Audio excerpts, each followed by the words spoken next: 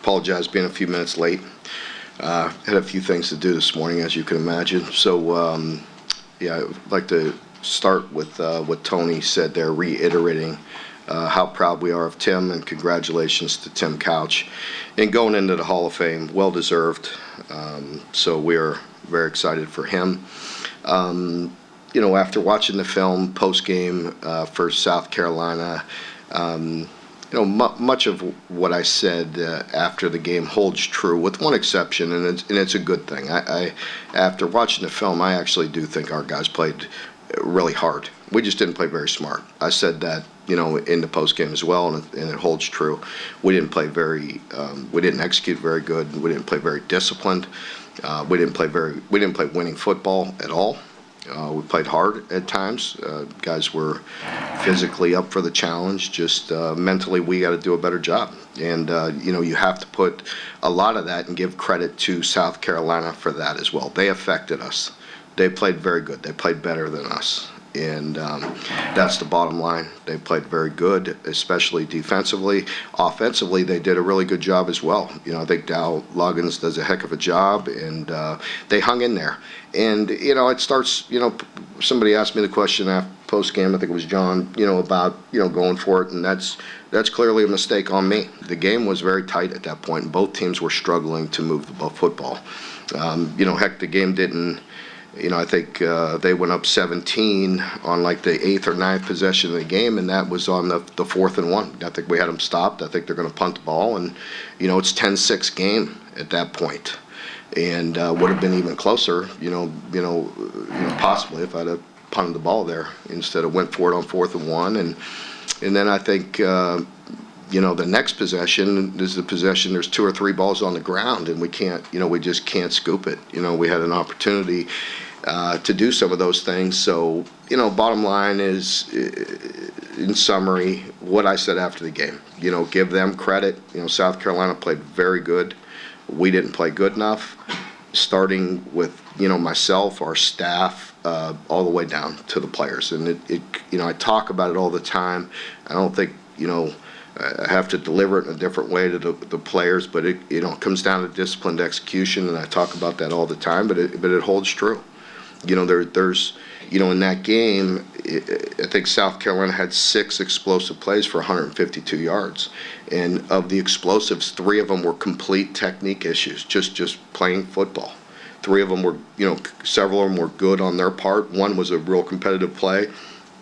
On an RPO between one of their wide receivers and Max on a really tight play. The other wheel route was a good concept. They sucked up one of our guys' eyes and hit the wheel route for the touchdown, I think, to make it 17. So just a lot that we can improve on. And again, give them credit. Shane Beamer and their staff did a better job than us, and they beat us. And late, it got away from us with the pick 6 and things of that nature. And offensively, clearly, we got out of rhythm. We didn't play very good, and you can't have penalty after penalty after penalty. That part of it. The execution and the undisciplined play was embarrassing, and the penalties and things of that nature just can't do it. I mean, we're still in the game and hit the big pass out to the 30 or so, and then we have another 2 more penalties after that. I mean, that's just totally unacceptable. It's unexpected, and it is what it is. So we better turn the page quickly, but we have to own that first, and that's what we're all going to do. We're gonna own it, and all have to take charge of our responsibility, our job, and do it with pride. And and then we have to hone in on what we're going to do, and clearly do it better, and make sure we're putting our players in a position to be successful. We must improve, as you know. The schedule only gets harder, with playing Kirby's team, playing Georgia, and the number 1 team in the nation. And they deserve that. I guess you could flip a coin between them and Texas. They both look like they're awfully impressive. I think we get the opportunity to play 4 of the top 6 in the coming weeks, so that's a joy. But, it's a great opportunity, and I mean that. I have great respect for Kirby, Georgia, their staff. Mike Bobo's been around there forever, off and on, played there with Kirby, and those guys do a great job. Carson Beck, just a remarkable player. Just hitting on all cylinders right now, and just a very good, tough player. He throws it in rhythm. He throws it, very precise, but he's awfully tough as well. He'll pull it down, scramble, buy time, run with his feet, lower his shoulder. You name it, he does it. You can see he's a clear leader on a very good veteran team. Their wideouts can really go. They have some wideouts that really have great top end. They always have great backs, and this year, with Etienne and then the freshmen, they're just very impressive young men, and so very good team defensively. You know what you're getting there. You're always going to get a great defense with a bunch of guys that have a lot of length and a lot of strength, and that are coached very well and play very well. So. We know that going into it with Georgia, you have to compliment them because they deserve it, and they've done it with consistency for a long time. And for us, we have to improve. Bottom line, we got to get better, and we have a great opportunity to do that this week against one of the very best teams in the country. And so we'll be up for that challenge. I do expect our team to respond. There were. So many good plays that got overlooked defensively. We created a lot of negative plays, had the ball on the ground. We got to get some of those to, and give us an opportunity, get that spark that we needed. But there was a ton of negative yardage plays created and a lot of pressure. And then some ones that we missed even late. I think after it was already 17, the next one, we had them a couple opportunities. Those third downs were hurtful. They only converted 3, but they were painful. They were a painful 3.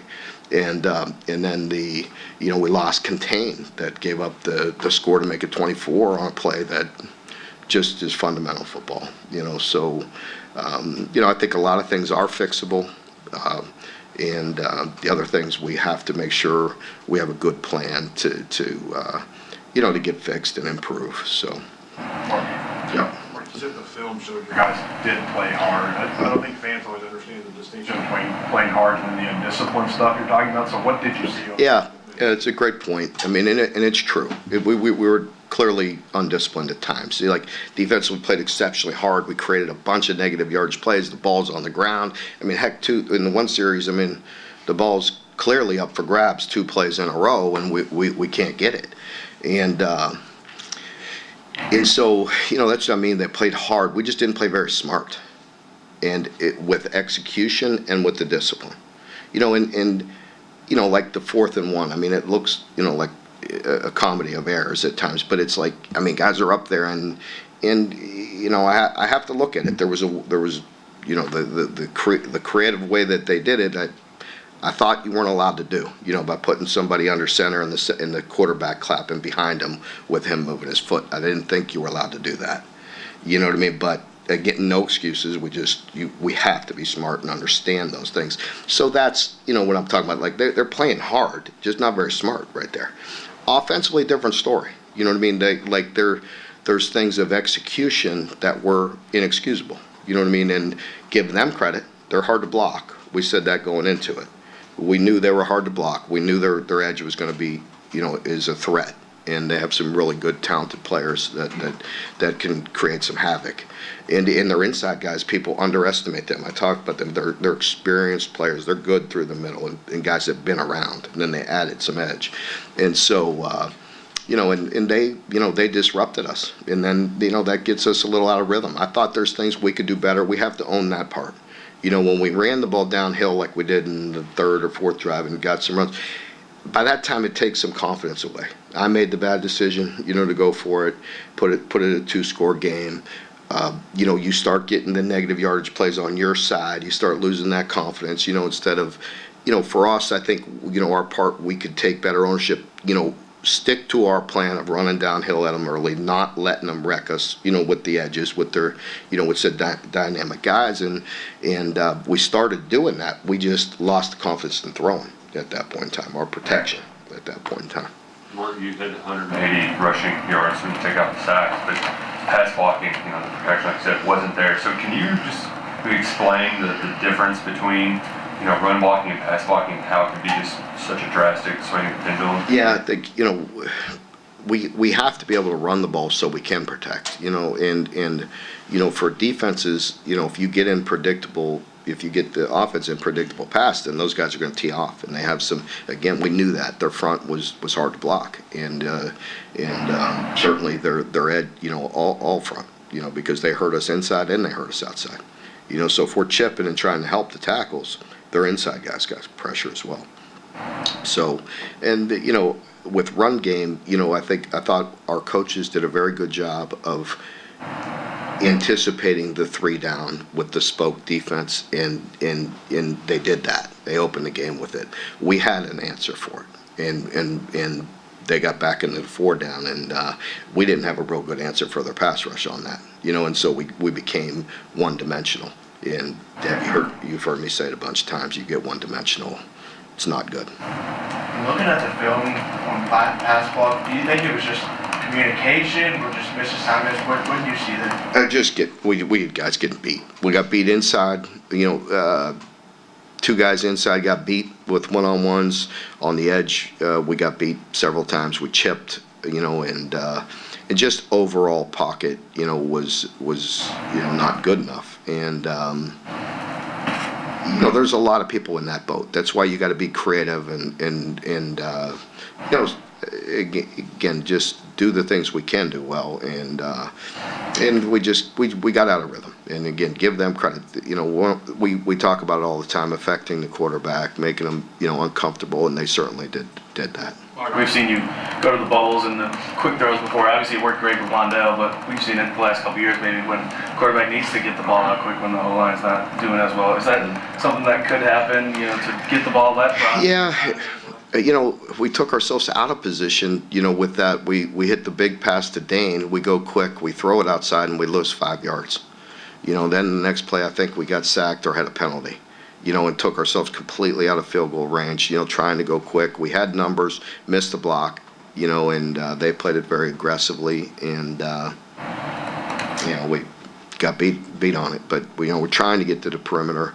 I think a painful play, as I mentioned after the game, was the 9-yard run on first down, then second down, lose 7 or 8 on the perimeter, and the read, the pool was there, to get the first down. And there's another play on the same play you're talking about on throwing on the perimeter. We could have handed it, and I think a hand would have gotten 5 yards. Instead, we go back 5. Mark, how do you handle Brock this week? He's playing against his former team, coming off a shaky performance. How do you handle this? Yeah, I think he'll be fine. I mean, we have to play good around him. You've heard me say, but it's very, very true. He has to have some time. And we have to have a good plan for him. He's playing a great defense. Brock is a tough, resilient guy that, we have to play well around him, and we got to put him in a position to be successful. And, he'll be good, and, we'll just leave it at that. And I have confidence that he'll get back and play well. Mark, the pass protection was obviously an issue 2 years ago with the sacks allowed. It got much better last year. Is this just a product of changing systems again, or do you think those guys? Well, I can't sit here, I'm going to own it. I'm going to take my bullets, you know what I mean? But yeah, the continuity is clearly not, doesn't help. In recruiting, it doesn't help with the inconsistency that we've had in the turnover, you know what I mean? So we have to settle in, we have to recruit. I have unbelievable confidence in Coach Wolf, especially the way he recruits and the way he coaches, and we just got to continue to build that up. Over 3-4 years, the attrition, it takes its toll on you. We're going back to Brock, he only threw 21 passes in those 3 seasons of Georgia. With that, when you were recruiting him out of the transfer portal, is that something you had to go back more and look at the high school film just because there was so little college film on him? I've addressed that several times already, and I'm not going to second guess myself because of this game, but he, Brock, we saw him play a complete game in game one, and we saw the way he's capable of playing, and we did not have a good game on Saturday. That's not all on Brock. We didn't even give him a chance half the time. Let's be honest. You know what I mean? So you can't put that on him. Well, I was just asking, like, when you were recruiting him out of the transfer portal, was something you had to go back more to look at more high school film because of how little he played at Georgia? You of course you do. You look at all avenues. You know what I mean? You look at everything you can, and make the best decision. Did how he played against you guys last year when he came and led a touchdown drive? Did that impress you at all? Well, of course it did. As I mentioned, several times, is, when you did see him in there, you see the way he operated. You know the system that he comes from. You know it's a complicated, very good system that he's been asked to do a lot. And he when he came in, it was just very smooth, very good, and very clean. And again, he's one play away from playing in some of the most, important games of the year. You know what I mean? So I think that tells you that he's a pretty good player. Mark, you looked at completion percentage last year was really high. You all out through 2 games. Quarterback completing over 70% of the passes. What are you seeing there? What do y'all need to improve on in that aspect? Yeah, we're getting, it's just like the third downs. We had some great negative yardage plays. We mixed it up. We were getting pressure on them and getting the ball on the ground. Got the pick, but you can't have any breakdowns at all. Especially when it's just fundamentals. Sometimes they're going to beat you. It's like the 1 3rd down on 3rd and 11. We played some man and they beat us. They won the 1-on-1. And then the other 3rd and 14 that hurt us bad. Again, no excuses. I mean, we had 2 guys playing the wrong coverage because of the technology, and then that's no excuse. Just the guys that have the communication were actually playing the wrong call, the 2 inside guys. You know what I mean? So everybody else was, because they saw the sign and he heard what he heard. So, but what excuses are. Everybody has them. Looking forward to the Georgia, you talked about them always having a great run game. You haven't been able to see much of ETN this year, but you've seen him in the past. So what do you kind of got to do to stop a guy like that? Yeah, you see a very good football player. Him and Frazier. They're dynamic. And that's Georgia. They always have guys that are explosive. But ETN, I think he's just another added weapon for a very good football team that has an O-line that is very cohesive. They play very well together, and very very well coached with Stacy Searles, and they're just a good group, with Carson and quarterback and the dynamic receivers they have, and now you put the running backs in there. It's an explosive group.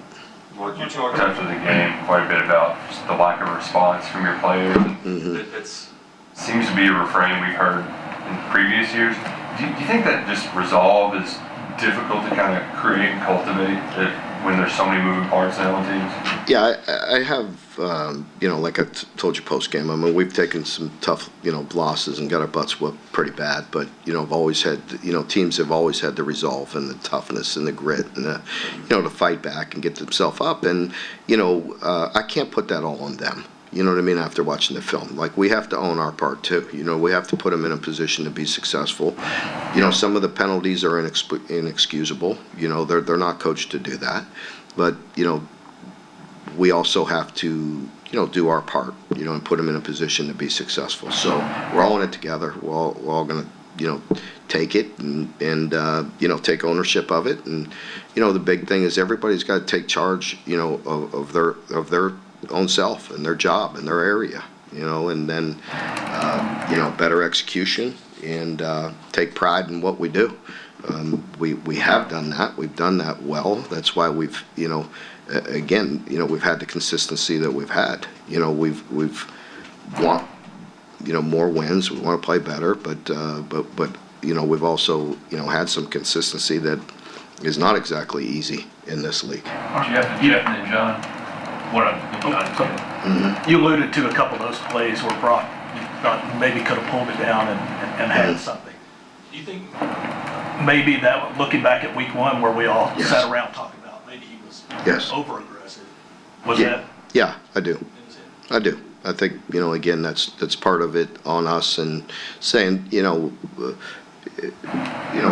making sure he's not getting hit too much. You know what I mean? There's going to be some design quarterback runs, but also, not putting it all on him. Like that is a perfect example of in hindsight. Again, I'm not throwing Bush or anybody else. We talk about things openly. We're going to own our stuff. To me, there's no read there. You hand the ball off, or you throw it. If you want to play action, they throw it, but don't put the read in there. Don't give them that decision. Hand the ball off or throw the ball. You know what I mean? But something where we're reading it. When he was knocked around, quite a bit in that first game, and we are talking to him about, being smart and protecting himself. Now, with that being said, we knew early on we didn't want to get that ball on the perimeter. You know what I mean? And take negative yardage plays with how disruptive and getting up the field some of those guys are.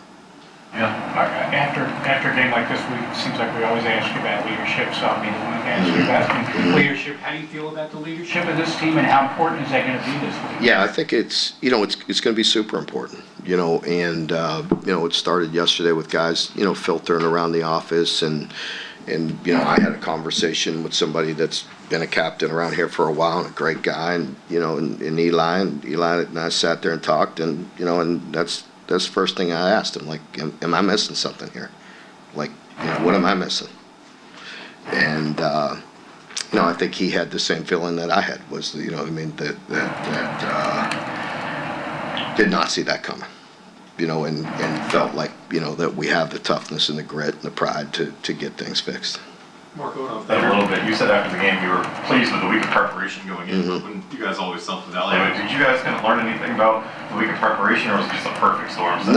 No, I think that holds true. And again, just reinforcing to your question, I mean, Eli's a guy that I trust, and he's mature, he's smart, he's been around here forever, like, and